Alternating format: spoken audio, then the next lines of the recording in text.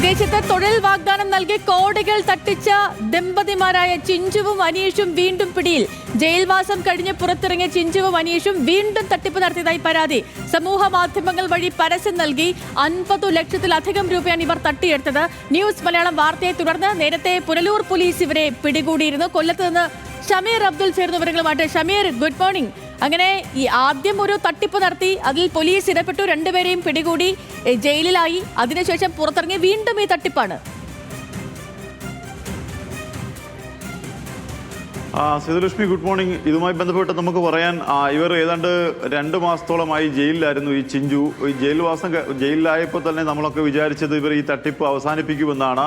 എന്നാൽ ജയിലിൽ നിന്ന് പുറത്തിറങ്ങിയ ശേഷം കൊല്ലം ജില്ലയിൽ നിന്നടക്കമുള്ള സ്ഥലങ്ങളിൽ നിന്ന് പണം ഇവർ കൈപ്പറ്റി. ഏതാണ്ട് 50 ലക്ഷത്തിലധികം രൂപ പല ഉദ്യോഗാർത്ഥികളിൽ നിന്ന് വാങ്ങി. ന്യൂസിലാൻഡ്, അതുപോലെ തന്നെ ഓസ്ട്രേലിയ തുടങ്ങിയ സ്ഥലങ്ങളിൽ ജോലി വാഗ്ദാനം ചെയ്തുകൊണ്ടാണ് അവർ വീണ്ടും സമൂഹ മാധ്യമങ്ങളിൽ സജീവമായി ഇടപെട്ടുകൊണ്ട് ഇത്തരം ചെറുപ്പക്കാരുടെ കയ്യിൽ നിന്ന് ഈ പണം വാങ്ങിയത്.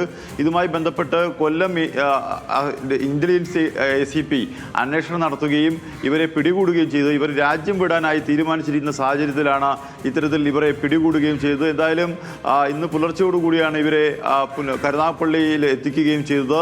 എന്തായാലും എത്ര തട്ടിപ്പ് നടത്തിയാലും എത്ര പണം പോയാലും ആളുകൾ പിന്നെയും ഇത്തരം ആളുകൾക്ക് പണം കൊണ്ട് നൽകുന്നൊരു സാഹചര്യമാണ് ഉള്ളത്.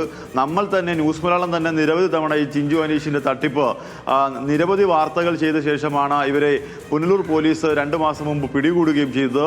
ഇതിനുശേഷം ഇവർ ജയിൽവാസത്തിന് പോയി വന്ന ശേഷമാണ് ഇത്തരത്തിൽ വീണ്ടും